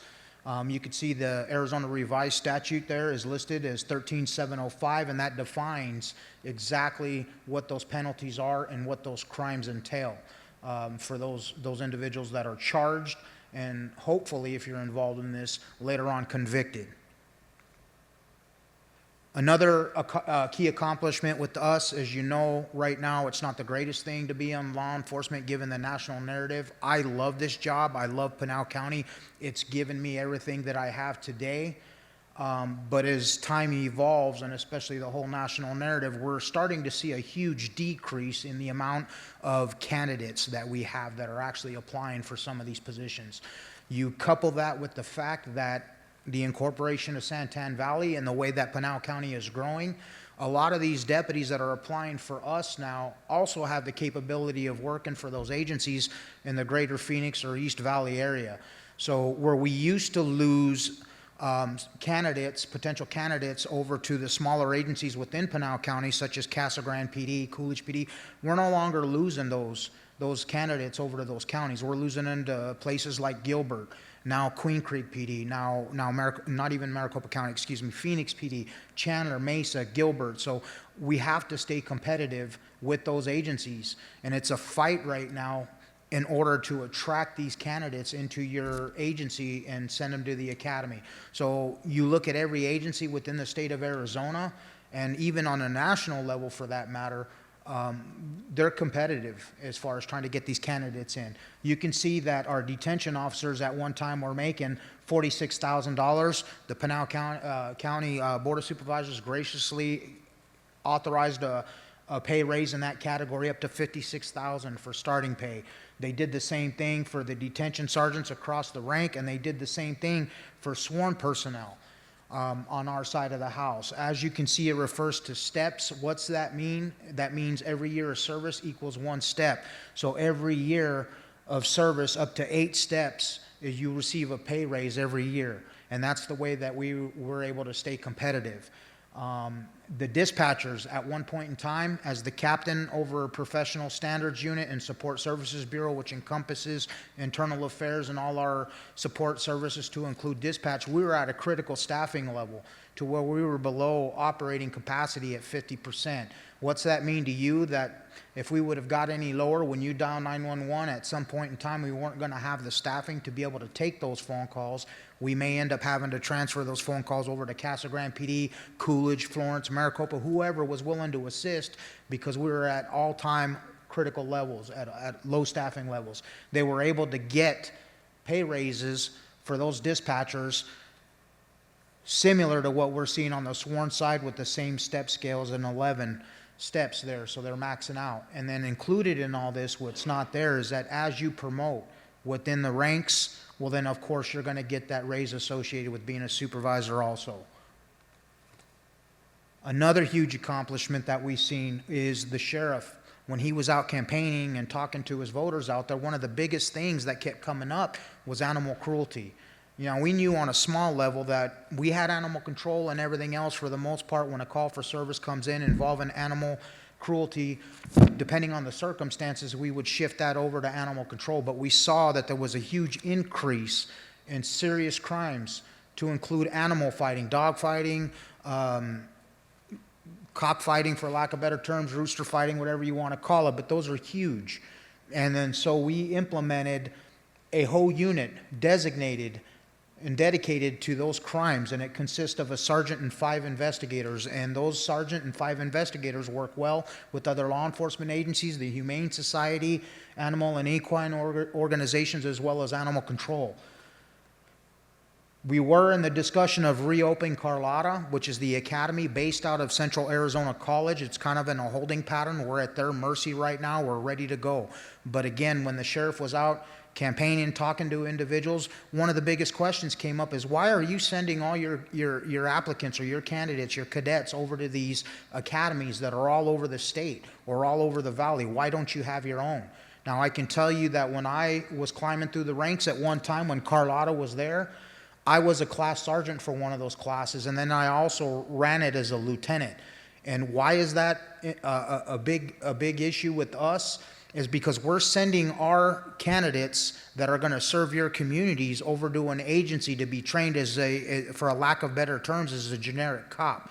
And those are usually taught by city agencies. There's a huge difference from a county agency versus a city agency or a municipality. So we often have to bring them back at tens of thousands of dollars of additional training to train them up specific to the Pinal County Sheriff's Office. Now, if we had our own academy, it's going to be staffed by our personnel, our command staff, and they start from day one being trained by our personnel. That's the way it was when I was climbing through the ranks as a class sergeant and as a lieutenant. That is very impactful to the community, and it's impactful to the services provided to you guys. One of the biggest things that we've been doing and working towards right now, and the supervisor just spoke on that, and my numbers are a little skewed. I believe he referenced about 120,000. What we're working on now is, now that they've incorporated, currently as it is right now, we provide services over to the greater Santan Valley area right now. With any city, just to give you an example, I believe the city of Casa Grande is roughly at about 68,000 in population, maybe a little bit more. and they have about 90 officers servicing that one area. For the city of Santan, at roughly about 120, we have 1 lieutenant, 4 sergeants, and 36 deputies. So do the math. I can tell you, and moving forward with that contract, we are in the process of submitting information through a private company, MGT Studies, that is going to project what the services should be and what we should be providing. But if you were to look at the numbers that I provided as far as Casa Grande PD with 90,000 or 68,000 with 90 officers, you can see that the national ratio of about 1.5 per every 1,000, you should be almost at 120 officers for a city of that size. Where does that make a difference? Because traditionally the sheriff's office has done more with less, and as you incorporate, then not only do you have Arizona revised statutes that you have to enforce, but then you also start adding things in, such as city codes and services that are provided, or city ordinances, services that are provided for a city that generally are not provided from a sheriff's office. We don't have very many codes that we enforce unless they're approved and adopted by the Board of Supervisors. We enforce strictly on Arizona revised statutes. So that is the huge difference, and that is why you will always see a city agency have more personnel. And that's why I go back and reference that the sheriff's offices, no matter where you're at in the state, traditionally do more with less. We're a huge county, and we're spread. For those of you that are here, that live in the county, you guys know it's not uncommon to have 1 or 2 deputies assigned to your specific area jumping from call to call to call. This should be actually a 2026 future goal. So again, that's my error. I apologize. But for our 2026 goals, what we want to do is remain competitive. They're consistently changing in salaries with the Valley. We're consistently losing personnel to those agencies. I can tell you the numbers have changed, but as of this morning, when I was looking at our HR report, we're currently about 24 deputies down, and I believe we're about 28 detention officers down. So we're consistently, as long as I've been here in the 29 years, we have consistently operated with vacancies. We're always trying to play catch up. And the biggest thing that hurts us are the competitive salaries. And now it's even worse with the East Valley and those Phoenix areas that we're having to compete with. And again, it's just not us. I don't want to sound like I'm up here crying about it all, because I can tell you, if anybody's been watching or listening to the news, Phoenix PD alone right now is probably between 500 and 600 officers down from where they should be. So I would really hate to be at Phoenix PD right now.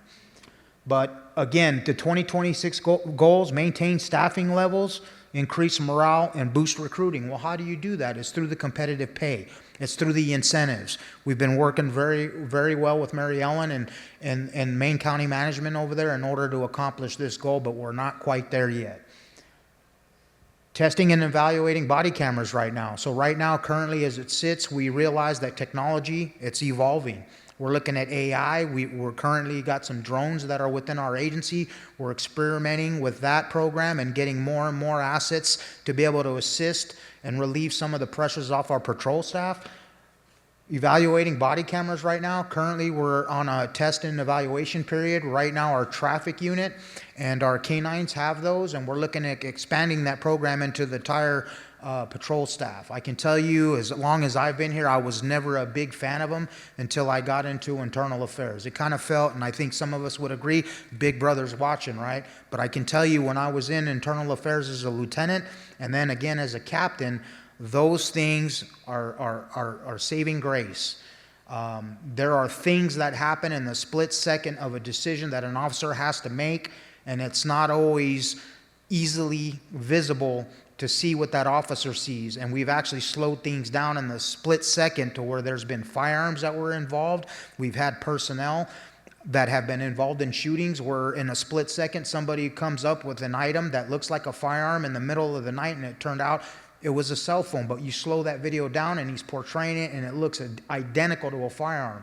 And these guys have split seconds to be able to make that decision. And so now, especially the way it is now, you read in the headlines that an officer shoots an unarmed man who was holding a cell phone. Well, yeah, but look at this body camera footage. It's a double-edged sword. It goes both ways too, and our personnel do understand that. But I'm saying right now, it's changed my attitude since I've been in professional standards. Another one is we talked about that, but the expanded use of drones, we're incorporating that, and we're continuing to explore innovative ways to provide services to you guys and in order to minimize the impact to the overall budget too. So we're looking at a bunch of different things while maintaining fiscal responsibility in our investigations and explore incentives and benefits similar to other agencies. Again, that's for personnel retention. And I would like to introduce Michael McCord next, and I just, again, want to thank you for your time. The Sheriff Teeple, did want me to express his gratitude to all of you guys, and unfortunately, he wasn't able to make it. I'm here on his behalf, but he had some family obligations, so thank you again.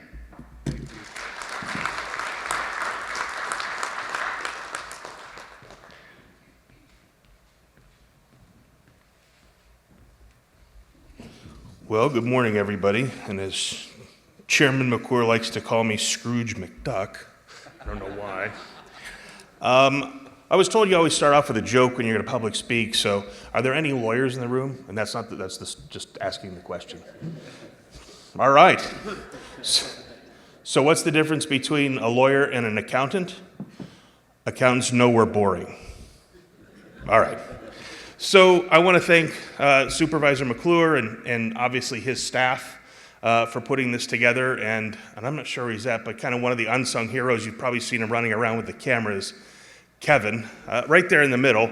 He never gets any recognition, but he's always there to help us and put things together for us.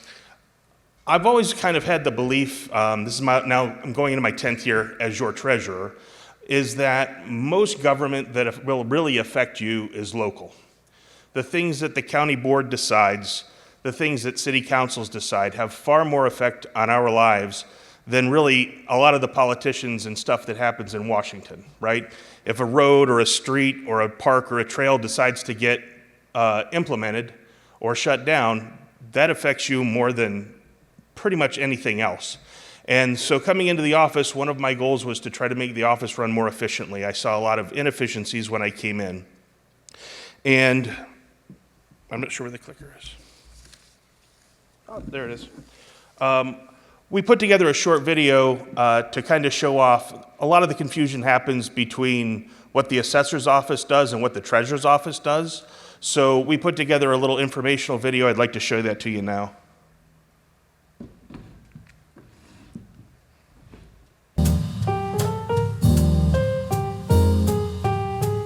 Hi, I'm Mike McCord, your Pinal County Treasurer. The Pinal County Treasurer's Office is dedicated to providing access to easy tax information, the distribution and collection of your taxes.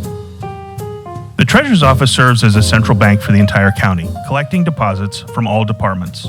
It provides banking services to county departments, special districts, and school districts, ensures smooth financial operations across all entities. The office balances daily account activities against our bank accounts and manages all wire transfers and electronic payments on behalf of every county department. In addition, it is responsible for handling bankruptcy matters and proceeds in excess. Our tax department manages a variety of essential financial operations. We process all incoming payments, whether cash, check, or credit card, and ensure they are accurately applied to the appropriate customer's parcels. The office also handles tax lien foreclosure judgments, maintains records, and supports the legal and financial workflow involved. In addition, we process treasurer's receipts on behalf of our county's departments, provide consistent and reliable support across the organization. Payments are entered into our automated data entry system, OPEX, which helps streamline and verify large volumes of information.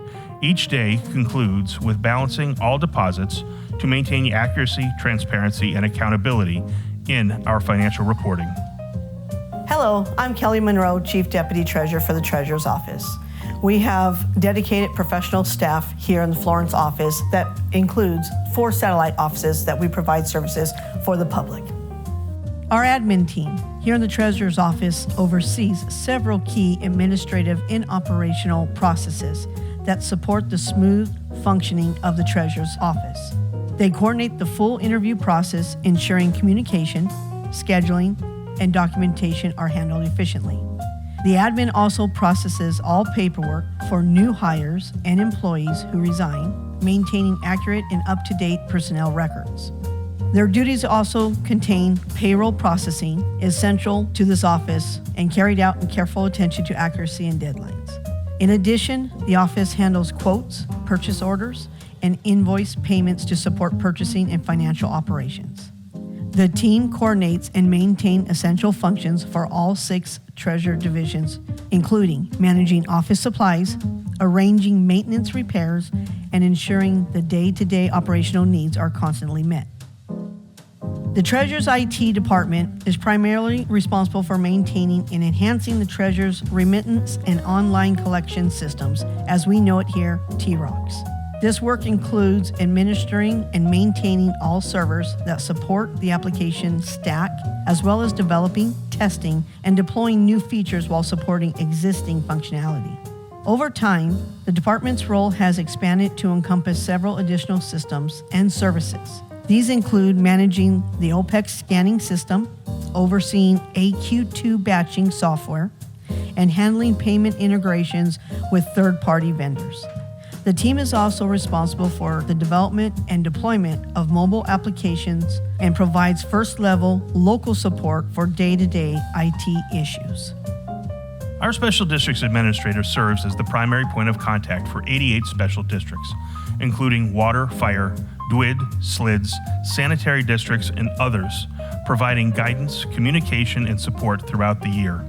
We ensure that each district remains in full compliance with state statutes, including the timely submission of financial reports, budgets, and audits. The office is also responsible for overseeing all state deed auctions, managing the process from preparation through completion. Each year, we host an annual Special Districts meeting to provide updated resources and training for special district officials. In addition to those responsibilities, our office maintains active involvement in statewide organizations. We participate on steering committees for the Arizona Special Districts Association and are also involved in the Rural Water Association of Arizona, supporting broader collaboration and advocacy for special districts across the state of Arizona. Our investment administrator conducts ongoing analysis of market trends, economic conditions, to identify strategic opportunities that support the Treasurer's investment objectives. We actively buy and sell assets to build, balance, and maintain the investment portfolio in alignment with established policies and financial goals. In addition, we perform comprehensive due diligence on all potential investment opportunities, evaluate risk, performance, and compliance to ensure prudent and responsible portfolio management. Over the last 9 years since taking office, I've watched Pinal County grow and flourish. Our office has grown as well. I'd like to thank our staff here at the Pinal County Treasurer's Office for all the great work they do and dedication they have to all the departments, helping out throughout the year whenever any projects need assistance and help. Thank you.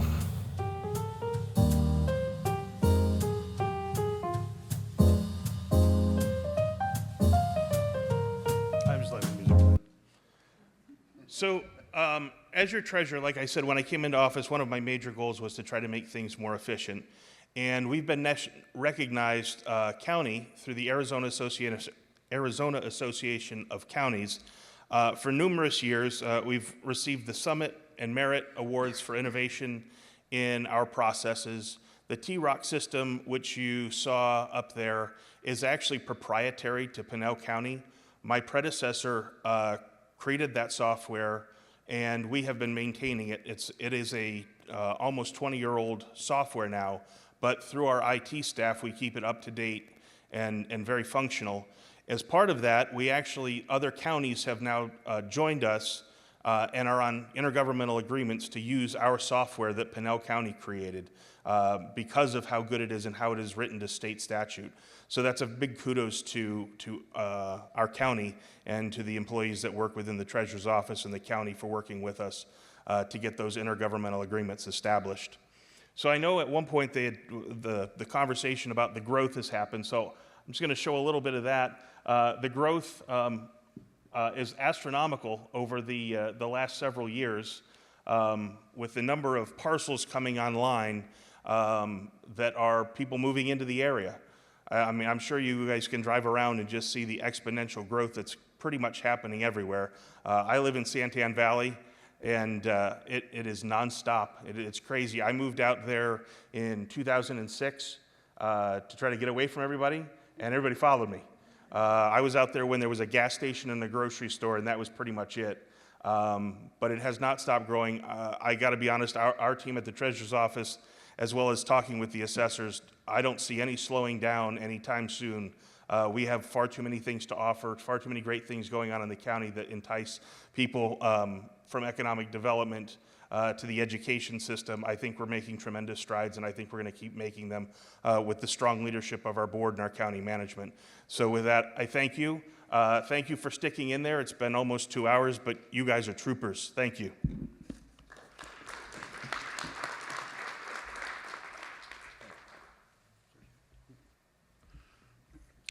All right, and that gets to the questions. Anybody have any questions?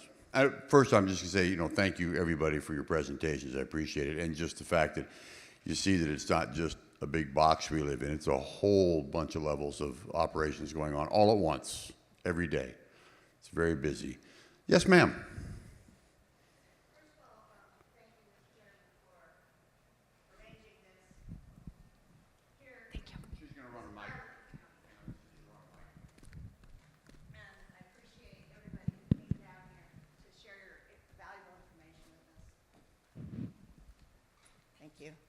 And for all the hard work that you do for us. I have one specific thing that I want to share, and it's not really responding exactly to what was shared here today. And as the wife of a retired law enforcement officer and a resident of the county, I want to comment that the power to directly regulate immigration is unquestionably exclusive federal power, and therefore it's also a federal responsibility, not state or local. The federal government cannot force state or local governments to enforce federal laws, and these entities are not legally required to enter into such agreements.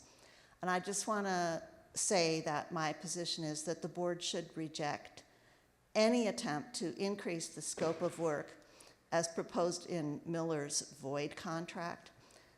Let the feds do their thing, keep our taxpayer-supported law enforcement officers focused on their mission, which is, according to their website, to protect life and property, uphold the Constitution and provide safety, and preserve the peace.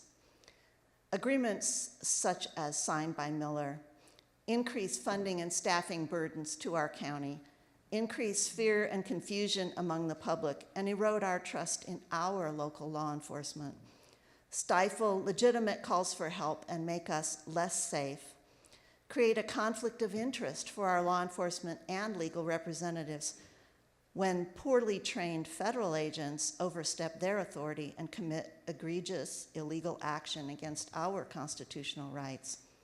And it also creates an unnecessary increased risk of legal action against our county by creating a contractual connection and participation in their mission. Everyone knows it's easier to sue a county than it is to sue the feds. Numerous law enforcement leaders across the country have learned that they must maintain a separation from the ICE enforcement actions. In Cumberland County, Maine, Sheriff Joyce, who initially accepted the ICE mission and activities, now condemns their actions as different than their stated goal of, quote, getting criminals off the street, and characterizes their tactics as Bush League. He also cited their disregard for personal property, which also goes against our sheriff's stated mission. It's a statement, not a question. But this is question time, and I'm going to stop you now. I will end with, we want our law enforcement identified with the professionalism they've always shown us. My mama always said, you're known by the crowd you hang out with. Thank you for your comment. I appreciate it. And that's what we are working on, so don't stay afterwards, please. A question, please. And Tanya will, it's jogging time. I didn't wear the right shoes. Okay, teacher voice.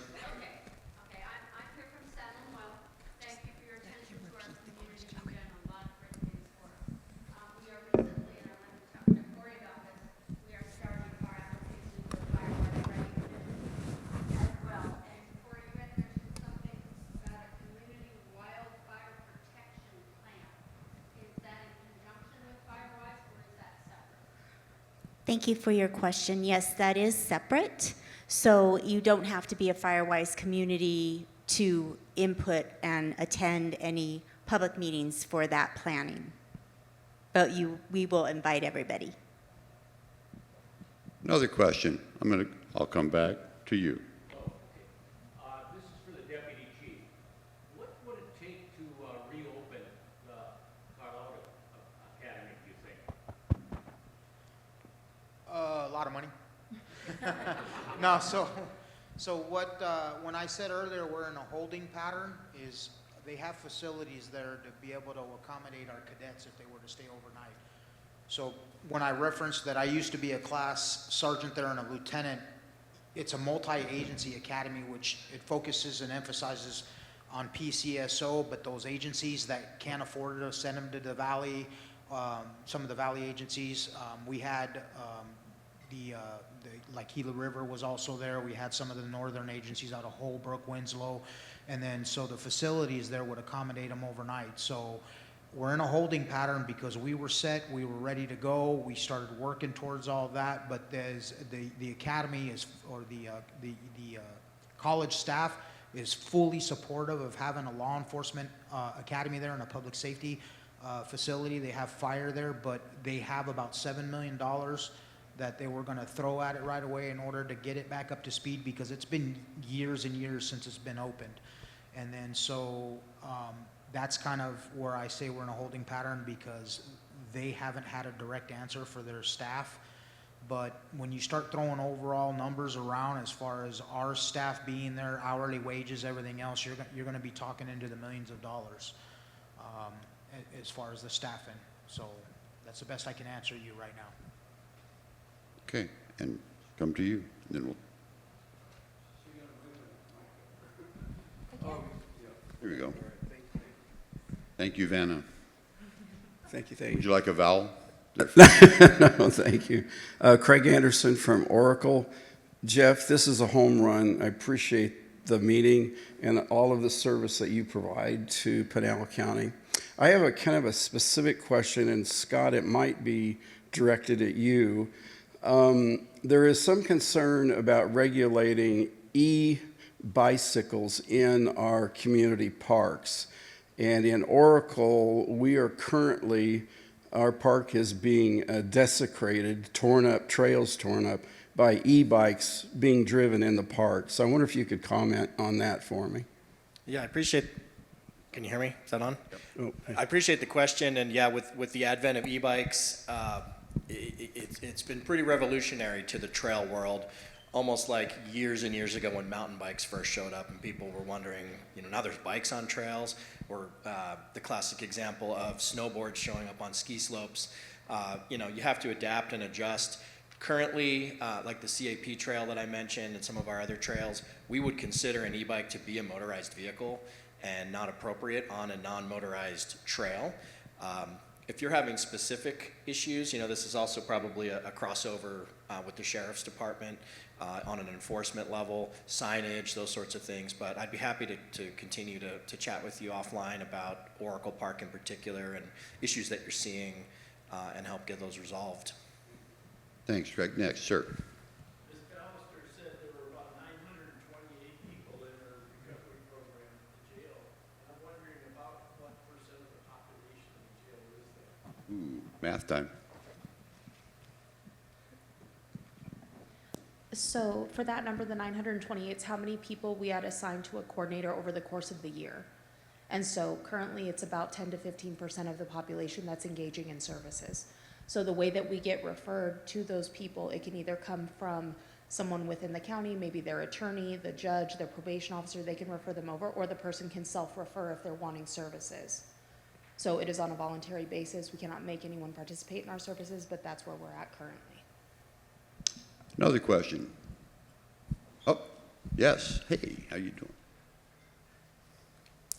Thank you. Don Vick, I live in Oracle. However, I've been working for about 4 years to try to get a cemetery developed in San Manuel. 1954, the developer of San Manuel did not think anybody was going to pass away. They master planned a beautiful community of now over 4,000 people. But BHP graciously offered to give up